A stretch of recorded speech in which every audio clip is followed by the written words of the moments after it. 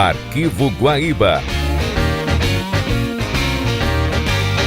Apresentação: Marcelo Salzano.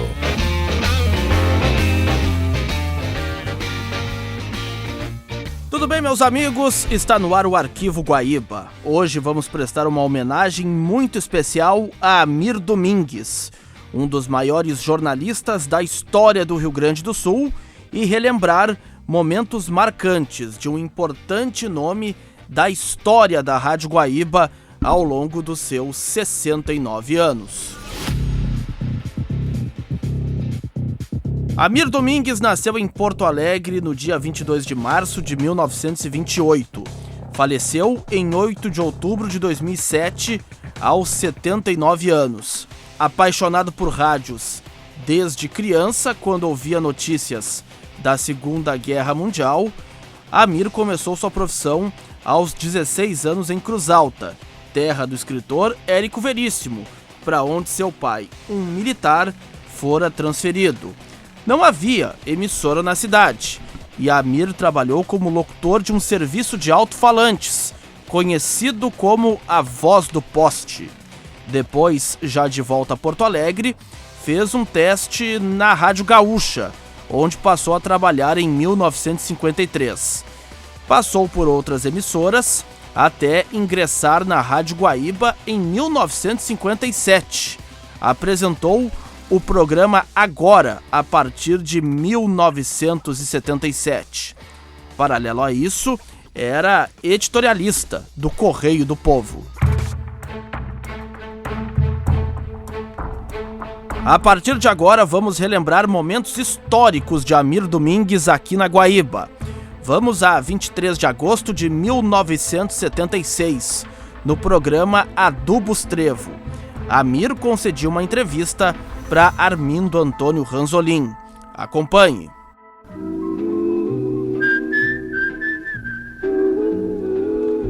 Desde ontem, Esteio e o Rio Grande vivem um clima de festas, com abertura ao público da Terceira Expo Inter, Exposição Internacional de Animais do Rio Grande do Sul. É a festa máxima da pecuária gaúcha e brasileira, este ano com seu êxito superior ao de todas as realizações anteriores. Basta dizer que quase 5.000 animais foram inscritos, incluindo os que serão apresentados por nada menos de 13 nações, tais como a Alemanha Federal, Argentina, Chile, Dinamarca, França, Holanda, Inglaterra, Itália, Canadá, Estados Unidos, Bélgica, Paraguai e Uruguai. O Brasil será representado por produtos criados no Rio Grande do Sul, Paraná, Santa Catarina, Minas Gerais e São Paulo. Os adubos trevo, que há quase meio século vêm contribuindo para o enriquecimento do solo e, consequentemente, para uma maior exuberância das pastagens de nosso país, sentem-se orgulhosos de ver nosso Estado testemunhar evento de tamanha grandeza e fazem questão de deixar consignado o melhor de seus aplausos ao governo gaúcho por tão magno empreendimento. Adubos Trevo, há meio século tornando com seus produtos as terras gaúchas e brasileiras mais ricas e mais fartas. Embarquement immédiat, porte numéro 37. Départ à destination de New York et Houston. Vol Air France 007. Embarquement immédiat. Bom dia, ouvintes. Para que ele não tenha que perguntar e também responder, eu estou aqui hoje no programa para fazer as perguntas. E as respostas serão de Amir Domingues, que normalmente apresenta esse programa de entrevistas da Rádio Guaíba. Ranzolin, eu sempre me senti muito peixe fora d'água quando me colocam na posição de entrevistado. Porque, como você sabe, 22 anos de jornalismo terminam criando até mesmo deformações de conduta. E eu me sinto sempre muito melhor fazendo perguntas do que dando respostas. Mas vamos à experiência. Vamos para o teste, então. Vamos para o teste. Do teste. Amir, você seria capaz de lembrar como era Brasília em 1960, o ano de inauguração da Capital da Esperança, da chamada Capital da Esperança? Bom, eu tenho um orgulho na minha carreira profissional. Eu fui o primeiro homem da Companhia Caldas Júnior a chegar a Brasília. Isso foi antes da inauguração de Brasília. Precisamente 10 dias antes da inauguração de Brasília, quando surgiu a necessidade de se organizar uma cobertura radiojornalística de Brasília para registrar a inauguração da capital, a transferência da capital do Rio para Brasília. Brasília, naquela ocasião, tinha apenas o mínimo essencial a justificar a transferência da capital: o Palácio do Planalto, o Palácio da Alvorada, alguns ministérios, nem todos, do bloco, uma ou duas quadras da W3, né, e um núcleo bandeirante que funcionava a alguns quilômetros de Brasília, onde se encontrava a equipe da Nova Cap dirigindo a implantação de Brasília. Ora, a Brasília daquela época é muito diferente da Brasília de hoje. Naquela época já havia o traçado de avenidas como temos hoje e asfaltadas? Existia um esqueleto do arcabouço viário de Brasília. Parte já concluída, essencial, ligando os pontos existentes. O eixo de Brasília já estava concluído. A Avenida dos Ministérios, no rumo do Palácio do Planalto, do Palácio da Alvorada. Existia apenas um hotel, o Brasília Palace, que hoje é considerado um hotel secundário, de categoria já inferior em relação aos demais. Era só o que existia em Brasília. E foi nesse hotel que ficou a equipe da Rádio Guaíba que transmitiu a inauguração de Brasília? Pois olha, no Hotel Brasília Palace da época não havia lugar. E estava completamente reservado para autoridades e convidados estrangeiros, porque naquela ocasião houve uma imensa promoção do Brasil no exterior, calcada na inauguração de Brasília. E realmente não só não havia lugar no Brasília Palace Hotel, como não havia lugar em parte alguma. Então nós tivemos que acampar.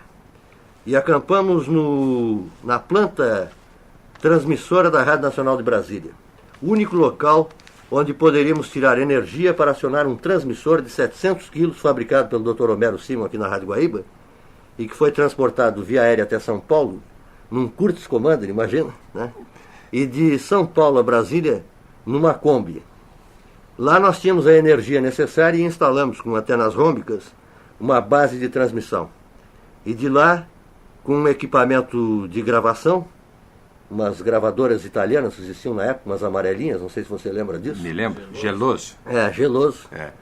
Então, com a equipe técnica da Guaíba, que é a mesma praticamente, daquela época, nós percorríamos todos os locais onde se desenvolviam cerimônias e atos importantes da inauguração de Brasília, colhendo depoimentos, fazendo registros. Foi um trabalho difícil, cansativo, mas muito bonito.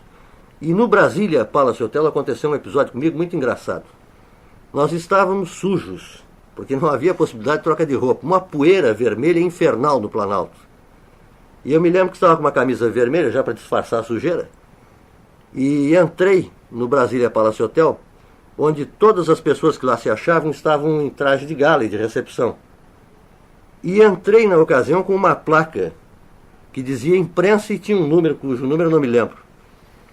E tinha na mão uma quantidade de exemplares da Folha da Tarde que havia chegado a Brasília, uma remessa da Folha da Tarde, com o suplemento que a Folha preparou com o material que nós enviamos para cá sobre a inauguração de Brasília, mostrando aos gaúchos o que era Brasília e o que se pretendia que Brasília viesse a ser. Pois eu cheguei, quando passava entre as mesas da recepção, a senhora do Juraci Magalhães me chamou: moço, venha cá, quanto é que custa esse jornal? Ela me tomou como jornaleiro. Na realidade eu era jornalista. Afinal de contas foi um episódio muito curioso, porque eu me identifiquei e terminei almoçando com o casal Juraci Magalhães. Era governador da Bahia na época. Além da inauguração de Brasília, que outras transmissões você realizou para a Rádio Guaíba, da capital da República? Bom, Brasília, para mim, foi sempre um local em que eu estive em momentos de tensão. Eu me lembro, por exemplo, da posse do Jânio Quadros, a despedida do Juscelino e o início do governo do Jânio Quadros. Nós cobrimos esse episódio. Levei um enorme choque elétrico quando cobria a posse do Jânio Quadros no Supremo Tribunal Federal. Porque tinha chovido? Estava úmido? Não, pelo contrário, em Brasília não tem quase umidade. Mas nós tínhamos um equipamento de rádio que na época, claro, o móvel era precário naquela época. E o Alcides montou, o Alcides Krebs, um posto que ficava exatamente atrás da cadeira do presidente Supremo. E dali eu comecei a descrever a cerimônia da posse do Jânio.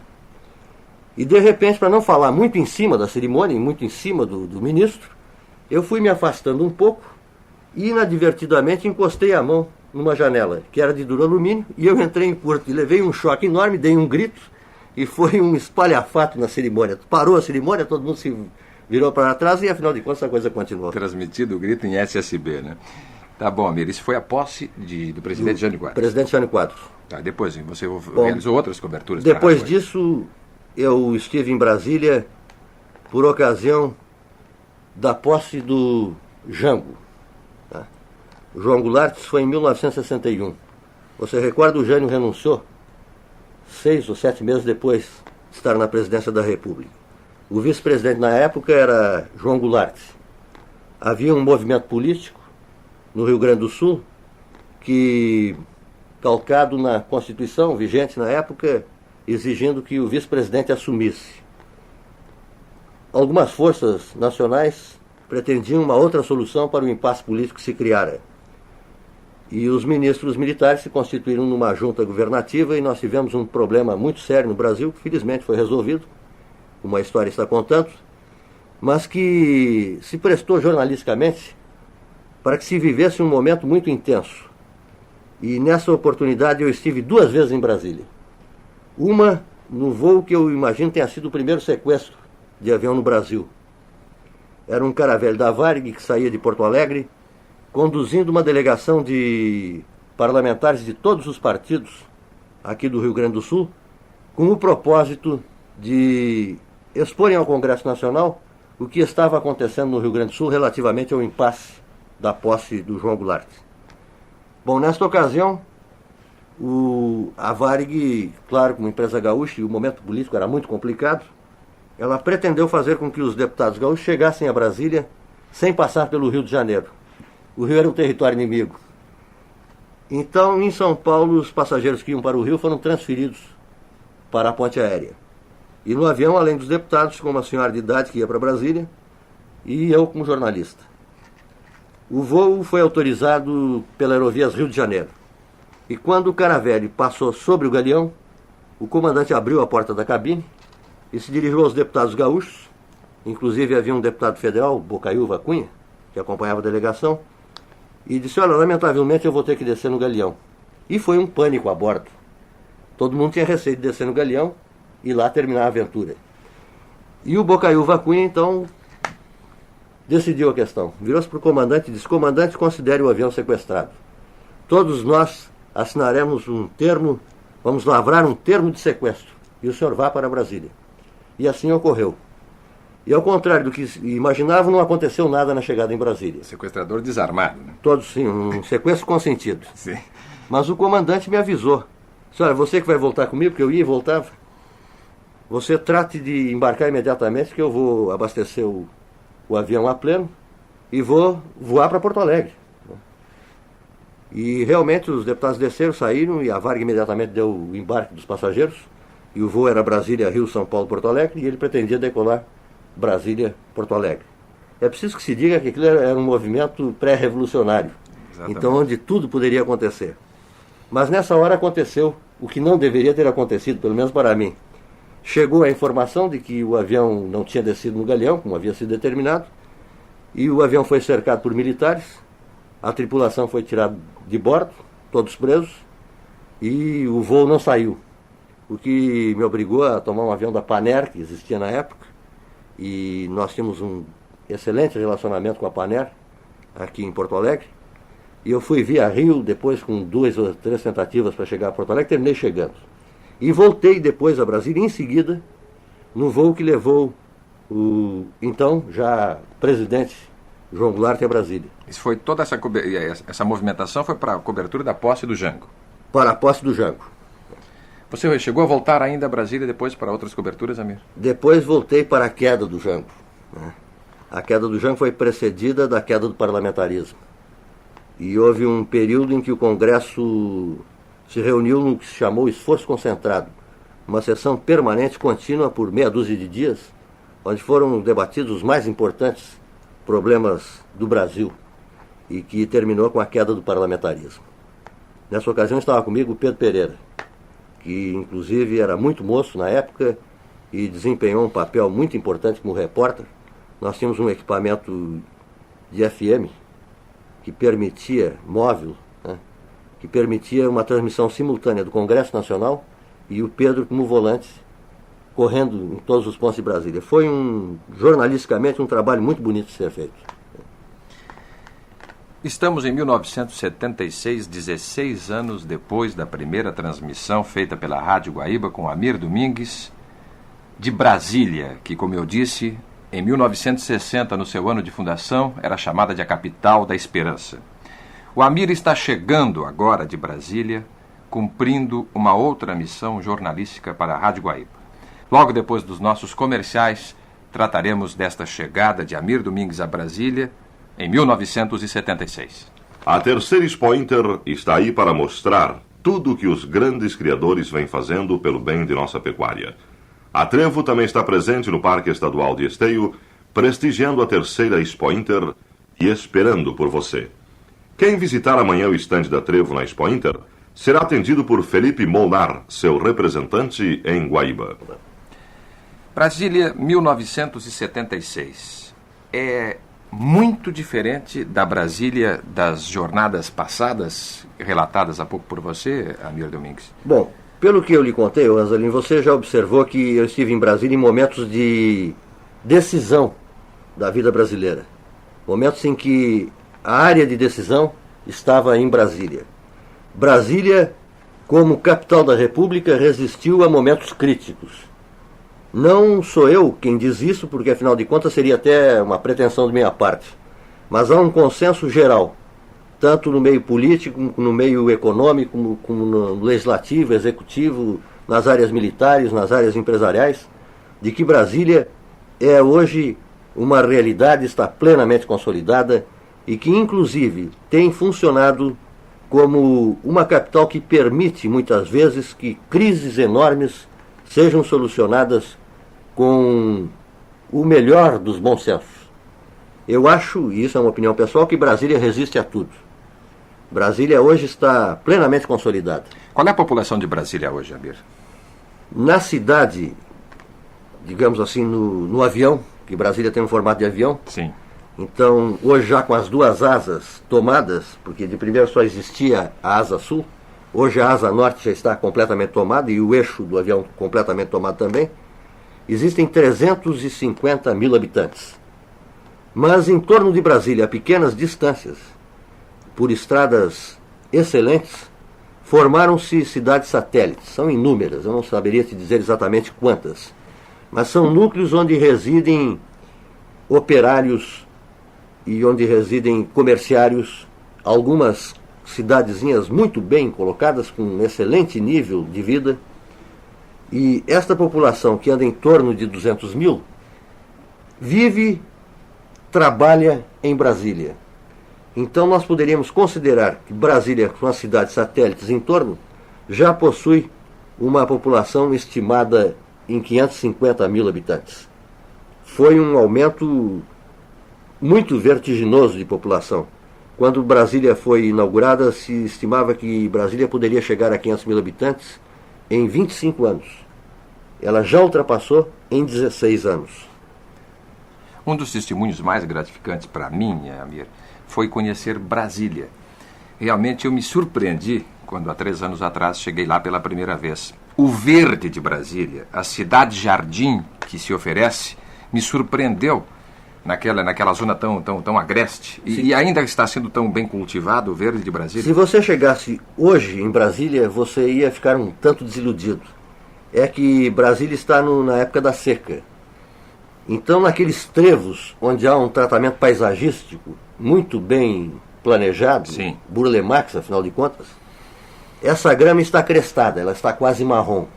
Mas os moradores de Brasília dizem o seguinte, que nas primeiras chuvas de outubro, a grama volta com um vigor impressionante e novamente o verde toma conta da paisagem. Foi o que eu testemunhei quando cheguei lá, exatamente na segunda quinzena de outubro. Havia chovido, fazia uns 10 dias e a grama já estava realmente verde, muito bonita.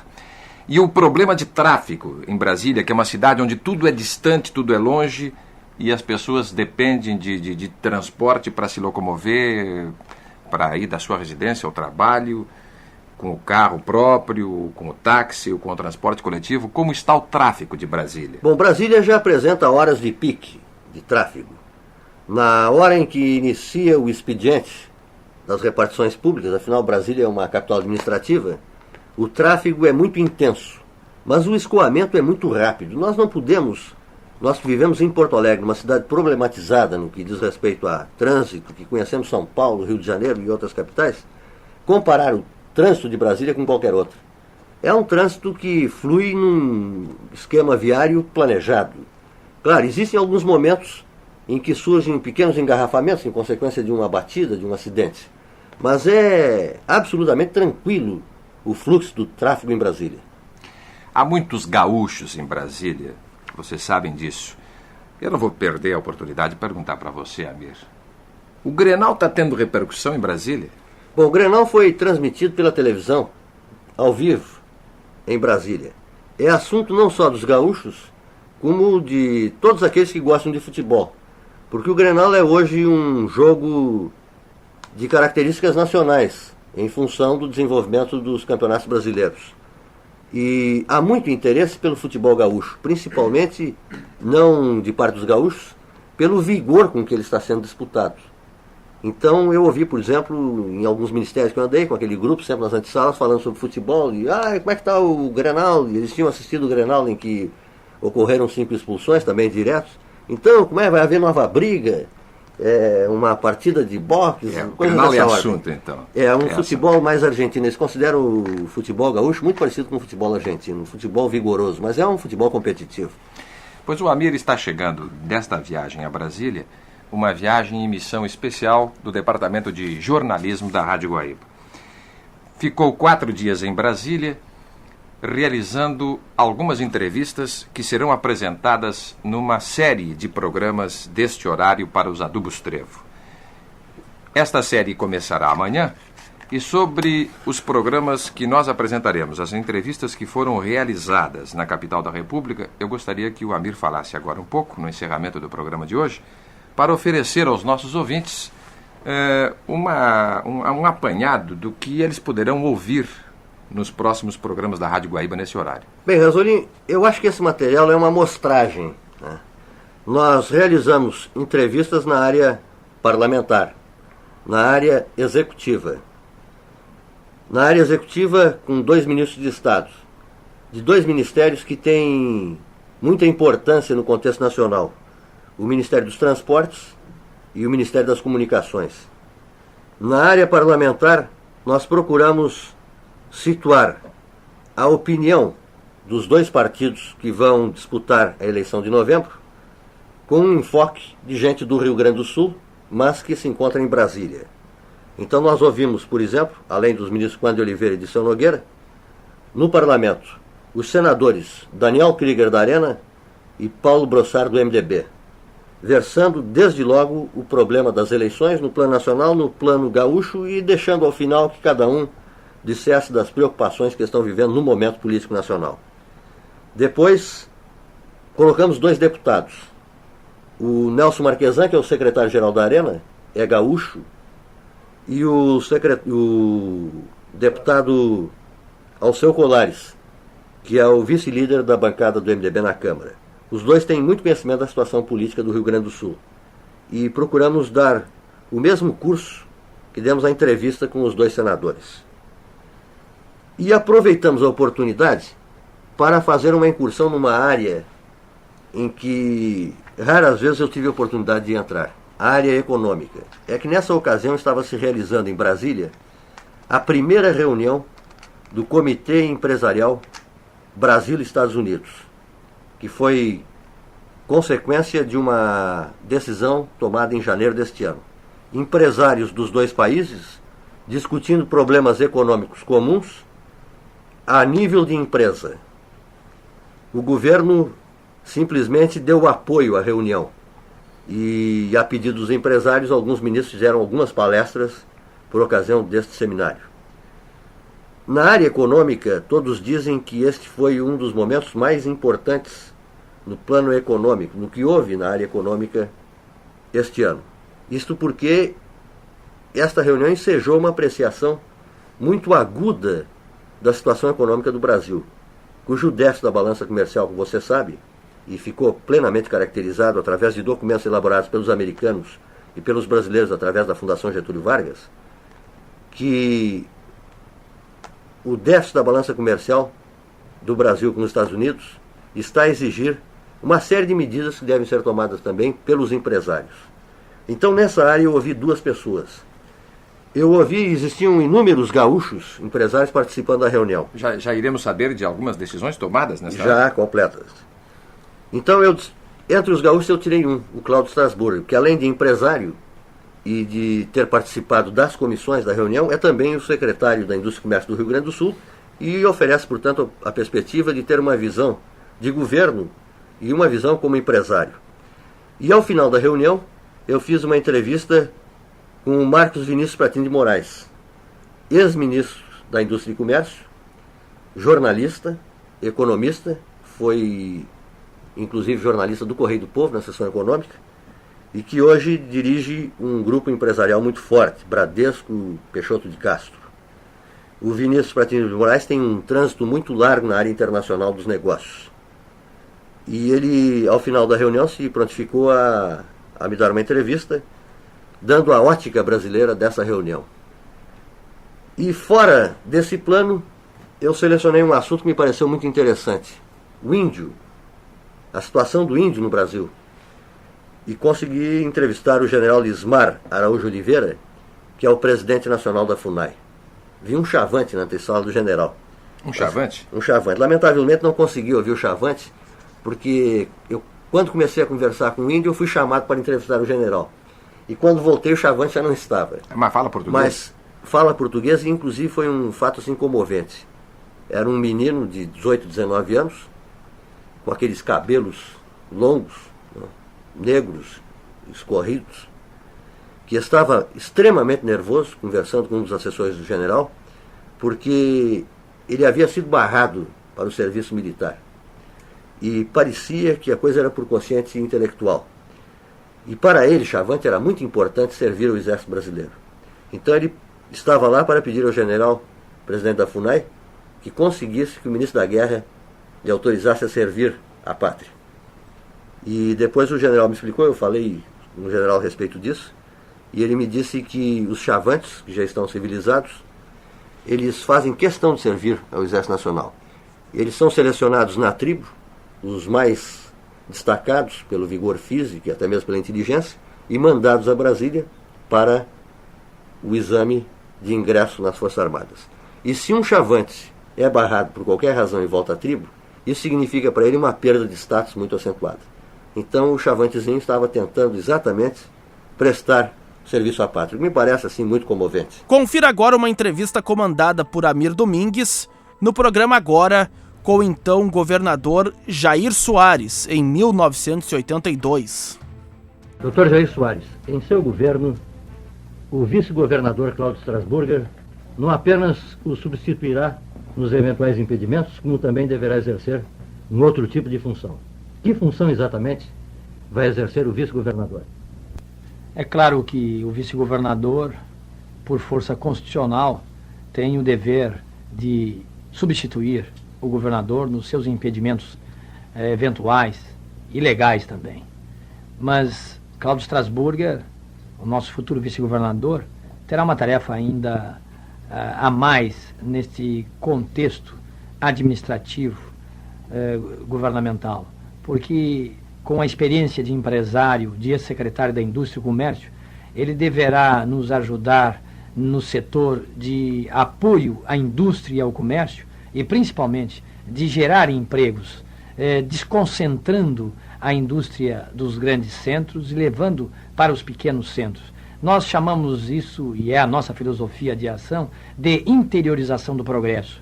Ao lado de se levar o trabalho, o emprego, a indústria para o interior, nós também acompanharemos com bons programas de saúde, de educação, de casa própria, de saneamento básico, de alimentação, de cuidados com o menor carente, menor abandonado, deficiente físico, excepcionais e do idoso.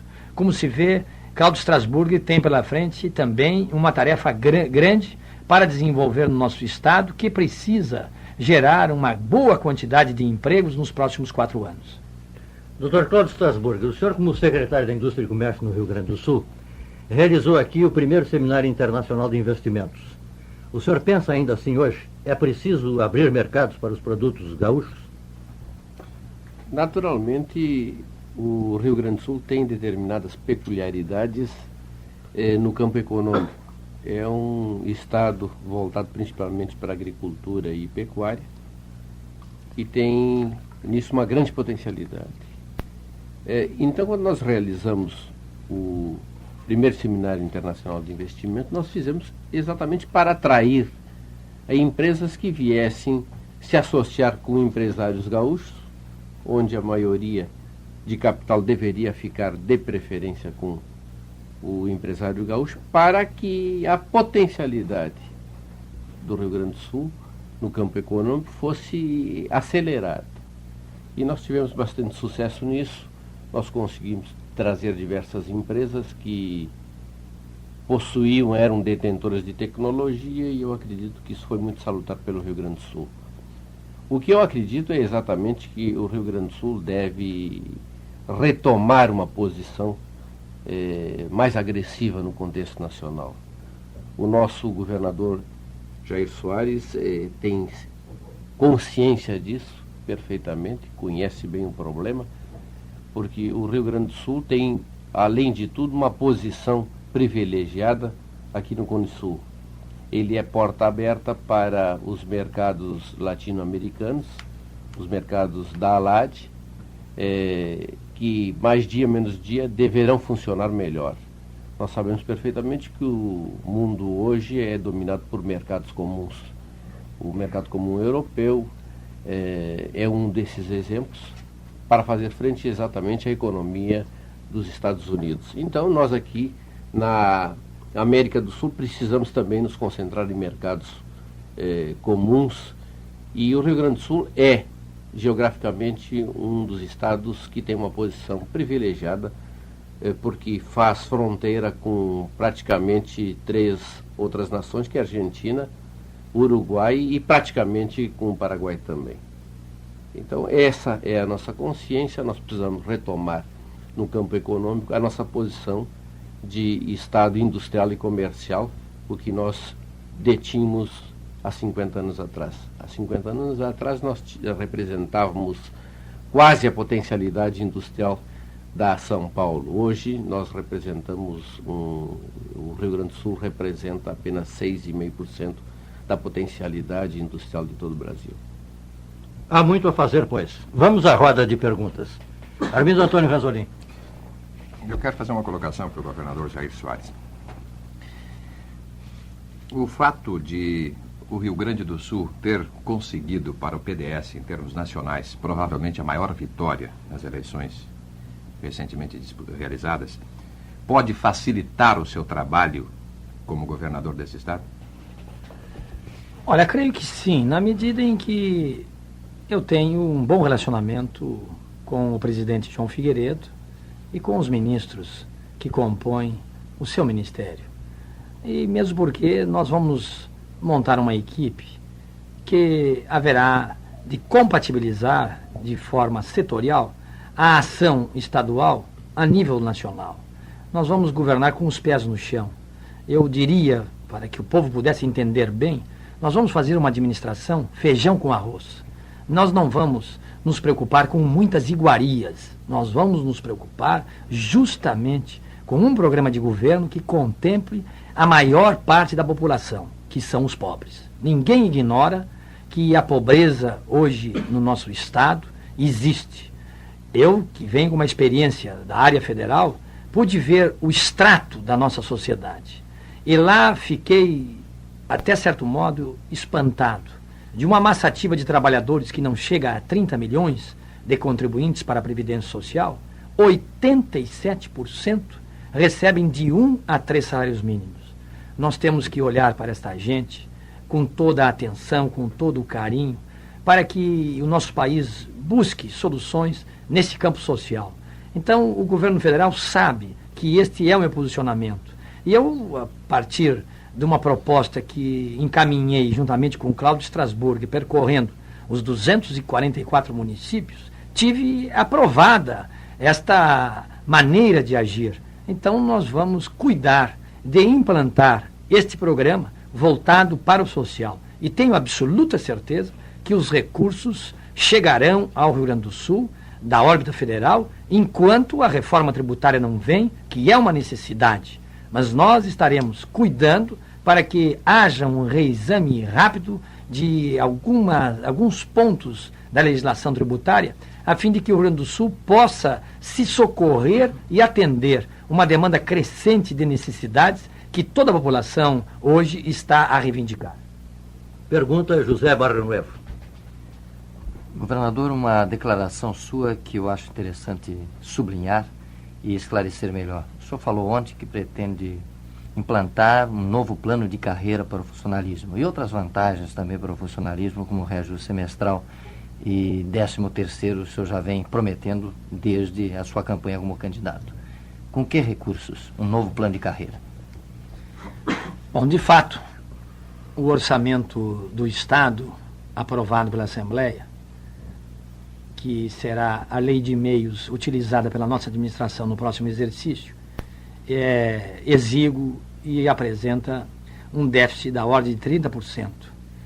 Nós vamos ter que fazer cortes substanciais em investimentos, em despesas de custeio, que certamente não agradarão a muitas pessoas.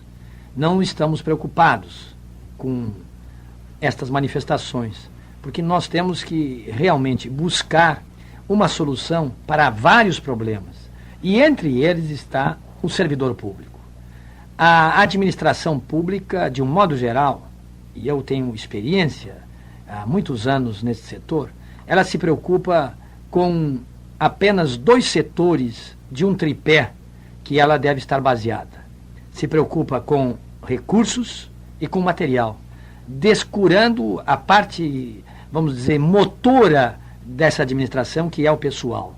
Fayol sempre disse que ela estaria sentada nesse tripé, que é material, pessoal e recursos. Mas os governos, de um modo geral, sempre, e eu compreendo isso porque é complexo, não fizeram com que existisse na função pública um plano de carreira com horizontes, com acesso, para que o servidor público se profissionalizasse e tivesse condições, entusiasmo para servir, além, naturalmente, da sua vocação. Porque eu entendo que aqueles que estão exercendo a função pública fazem isto porque têm vocação. Então, para atender este problema de reajustamento salarial semestral, de pagamento de 13º salário, nós temos que tirar os recursos existentes na nossa arrecadação. Bem como, para atender às prioridades do setor primário e do binômio saúde e educação, nós vamos ter que buscar os recursos no próprio orçamento, a não ser aqueles outros recursos a nível federal que nós procuraremos compatibilizar no setor da agricultura, no setor da educação e no setor da própria saúde. Mas, de um modo geral, nós deveremos implantar, e vejam bem o que eu vou dizer, não quer com isso refletir qualquer exame sobre o governo atual. Nós vamos implantar uma administração de austeridade e ela haverá de ser processada em todos os níveis, doa em quem doer. Esta proposta foi apresentada nesta caminhada que fizemos ao Rio Grande e nós agora precisamos traduzi-la com ações e com fatos. Lauro Quadros faz a próxima pergunta. Estou chegando aqui meio de peru, porque a minha área não é essa, mas eu não resisti ver o Jair como governador. Eu já tinha visto pelo jornal, pela televisão, mas queria ver pessoalmente como é que era o Jair governador e dou um testemunho um pouco sentimental, porque o Jair, apesar de eu ser aqui um cara jovem, né, nessa companhia, eu conheci o Jair há quase 30 anos, na volta do gasômetro ali do lado do Daio, né? Tínhamos como chefe o Socialino, que está nos ouvindo seguramente, e aquela gente boa que o Jair não esqueceu. Depois eu me acostumei ao Jair como deputado, como ministro, E eu estou vendo agora, sentindo epidermicamente o Jair como governador. E, de certa forma, o Barril enfocou uma questão que eu ia exatamente abordar com o governador eleito, que é a questão do funcionalismo. Mas eu sei, sem qualquer demagogia, que o Jair tem alguma coisa a dizer àquela gente de quase 30 anos atrás que não mudou, que continua fazendo as mesmas coisas. E se não são eles, porque já se aposentaram, são outros que estão fazendo aquilo que nós fazíamos quase 30 anos atrás. Eu sei que tu tem alguma coisa a dizer a esse pessoal. Deu para entender? Deu para entender. O Lauro Quadros realmente foi um grande companheiro de trabalho. E o Socialino Marques de Almeida foi meu primeiro chefe. Homem exigente, mas um homem sério, cumpridor dos seus deveres, que forjou, de certa maneira, a minha personalidade. E acredito que a do Lauro Quadros. Nós tínhamos que estar disciplinados. E eu me recordo, naquela época, que a nossa pobreza era grande. Eu vinha de uma pobreza ainda maior ainda. E ela continua, isso é que é o pior, Lauro. Mas a pobreza era grande. Eu me recordo que às vezes nós não tínhamos dinheiro para fazer a merenda num dia de trabalho daqueles mais difíceis, porque nós trabalhávamos sob o teto de zinco, neste verão senegalesco, que é o de Porto Alegre, e neste inverno rigoroso, que muito lembra a cidade de Londres. Aquilo que hoje somos, Lauro, e que não modificou nem pelas áreas que passamos a nossa personalidade, teve um pouco lá daquele almoxarifado, teve um pouco do sofrimento. E quem passou por aquilo, quem viu o motorista ter dificuldades no fim do mês, quem custava para receber aquela época, em 1952, 53, 54, para receber às vezes até 6 meses o seu vencimento, e quando recebia ele já vinha totalmente desvalorizado, sabe que o servidor público é um sofredor e ele precisa ter um cuidado maior. E vejam que eu hoje disseco esse problema sem a preocupação dos votos, porque nunca falei com esta franqueza, com esta lealdade durante a campanha eleitoral. Me ative aos grandes problemas, mesmo porque nós fizemos uma campanha moderna. Mas, Lauro, eu quero te dizer a ti, aos ouvintes e aos interlocutores desse programa de Adubos Trevo, que eu não mudei absolutamente nada. Aliás, se me encontrarem na rua, depois de investido no cargo de governador, aqueles que são meus amigos e aqueles que querem ser meus amigos, como eu quero ser amigos de todos os rio-grandenses, me chamem de Jair, porque depois que eu sair do governo, eu continuarei sendo chamado de Jair. É o meu nome. E eu sou um homem de origem humilde, um homem pobre, quero continuar a ser pobre, mas rico de amizade. A roda de companheiros aumenta com a presença do Marco Antônio Kramer, diretor da Empresa Brasileira de Notícias, um velho companheiro de trabalho aqui da Caldas Júnior. Ele tem a preferência da primeira pergunta. E em 1992, uma entrevista também realizada por Amir Domingues com o ex-presidente João Batista Figueiredo. A Rádio Guaíba de Porto Alegre tem a satisfação de trazer a seus ouvintes a palavra do general João Batista Figueiredo, ex-presidente da República. Bom dia, general. Bom dia. Como passa o senhor, bem? Muito bem, de saúde, muito bem. Lembra do Sul, general? Se eu me lembro do Sul? Sim. É só do que eu me lembro. Foi a melhor parte da minha vida que eu passei aí. O senhor pode recordar para os nossos ouvintes algumas passagens desta sua permanência aqui no Sul? Olha, eu conheci o Rio Grande em 1927, quando meu pai foi comandar a 2ª Divisão de Cavalaria em Alegrete, transferido aqui do Rio. Eu tinha 7 anos. E em Alegrete eu fiquei como aluno do meu pai, estudando em casa. Depois, como eu estava muito travesso, né, meu pai me mandou para os Irmãos Maristas de Uruguaiana. Lá eu fui aluno durante quase um ano do Colégio dos Irmãos Maristas de Uruguaiana. Gostei muito.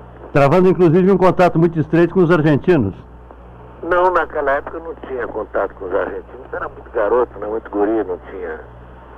Depois voltei ao Alegrete novamente e aí meu pai me botou sob a supervisão de uma professora, a Zulmira Contígio, e eu ia à casa dela para ter aulas particulares para me preparar para entrar para o Colégio Militar de Porto Alegre. Foi essa senhora quem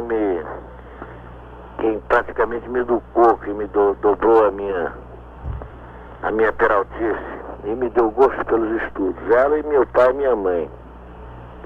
Eu tinha aulas durante a tarde toda do meio-dia e meia até as 6 com ela, e de noite eu tinha aula com minha mãe ou com meu pai.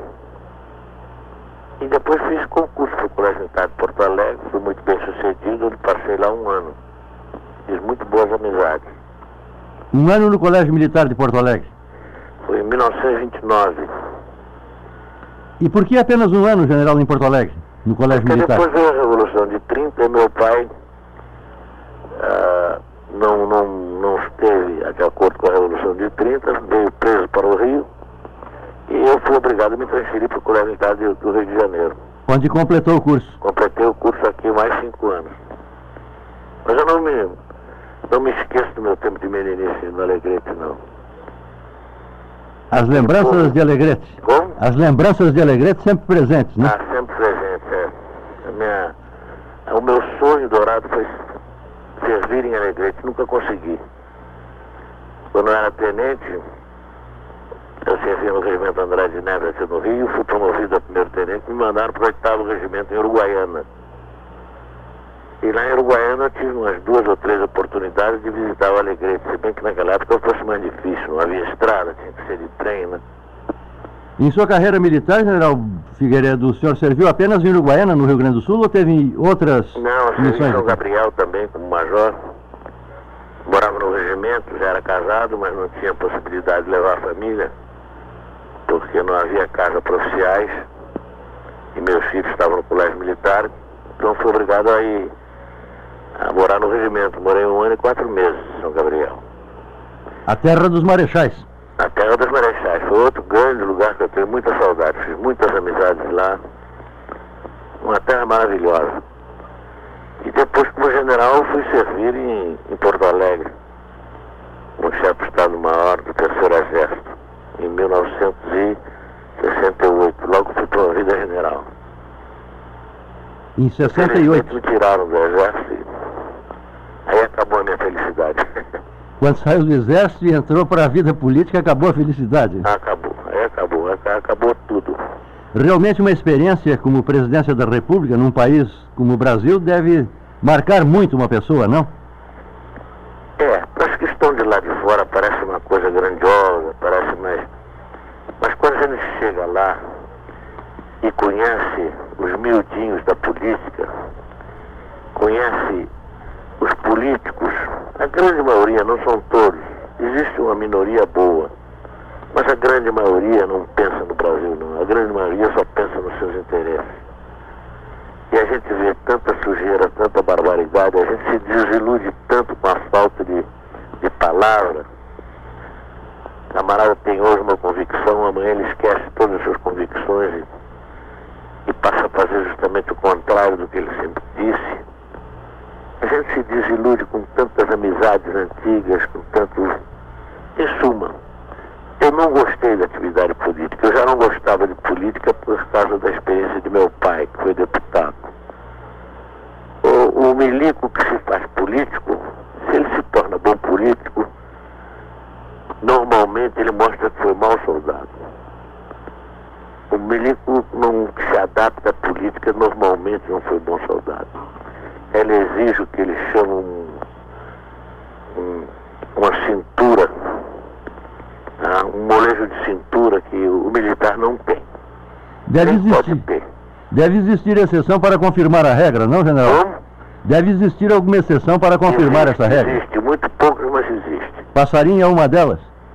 Passarinho, tem outros ainda que são... Conheci muitos militares que se adaptaram, que não se deixaram amolecer.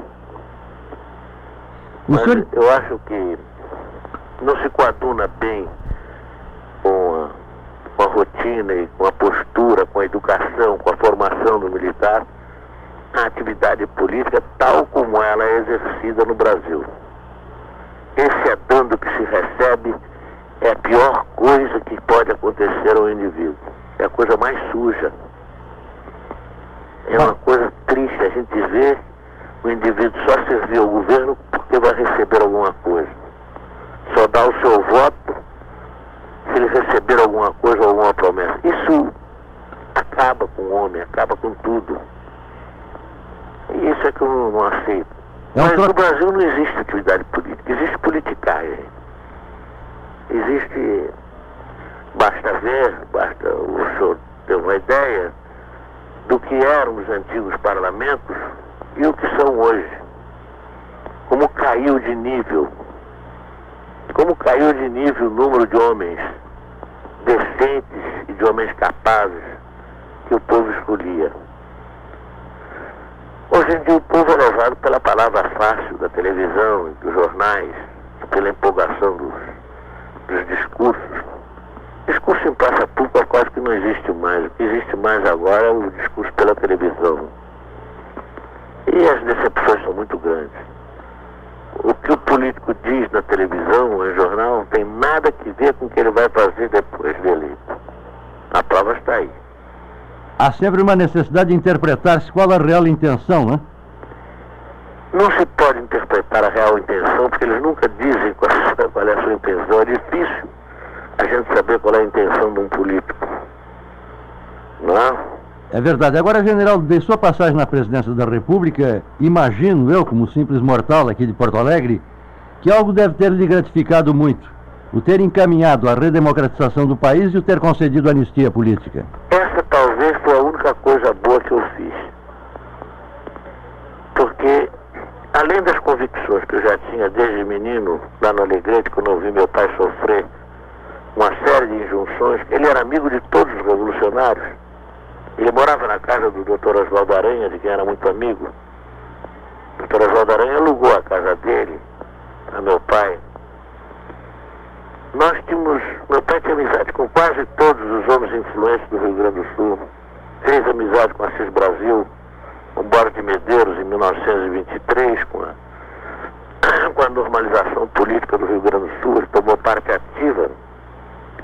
Ele foi um dos responsáveis pela apaziguação do Rio Grande do Sul. E foi convidado insistentemente para tomar parte da Revolução de 30. Mas ele não aceitou, porque a formação dele achava que o soldado não pode se revoltar contra a lei. Ao soldado não compete interpretar a lei, ao soldado compete cumprir a lei. Se essa lei é má, se essa lei não presta, ele não tem culpa nenhuma disso.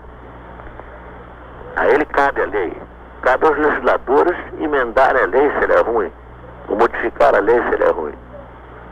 Se todos nós fôssemos capazes de nos revoltar contra o que está escrito, esse mundo seria uma balbúrdia. Então não haveria ordem. A lei existe para ser cumprida e elas sempre foram erradas. Desde a humanidade. A gente estuda a história da humanidade e vê quanto de barbaridade existe, legislado inclusive pelo Papa. De maneira que eu não acredito. Mas meu pai sofreu aquela decepção, eu era menino, acompanhei, eu vi todos os amigos deles acompanhar a Revolução de 30. Depois vi todos aqueles que no primeiro momento não aceitaram a Revolução de 30, aderirem à Revolução de 30 e continuarem o seu caminho como se nada tivesse acontecido. E ele se rebelou, dizendo que não. Enquanto o país tiver um governo que não for constitucional, não for escolhido pelo povo, eu não volto. E não voltou. Não quis mais saber dele. Manteve-se fiel às próprias convicções. Como? Manteve-se fiel às próprias convicções. Perdeu tudo, né? Mas não perdeu pelo menos a dignidade que ele tinha. Que é o mais importante. Agora, general João Batista Figueiredo, o senhor hoje acha que as Forças Armadas do Brasil estão exatamente enquadradas nisto que o senhor disse como sendo a função do militar? As Forças Armadas do Brasil sempre estiveram alheias à política. Se o senhor tivesse vivido como eu vivi mais de 40 anos dentro dos quartéis, o senhor iria ver que o que menos se fala, o que menos se toca, ninguém abre um jornal para ler uma notícia política. O militar é voltado totalmente para as suas atividades dentro dos quartéis, ou dentro dos quartéis generais, onde ele servir. Arquivo Guaíba, mesa de áudio Jefferson Gomes e Cleiton Lopes. Coordenação de esporte Rafael Pfeiffer. Gerência de jornalismo e esporte Rafael Sequim. Direção geral Claudinei Girotti.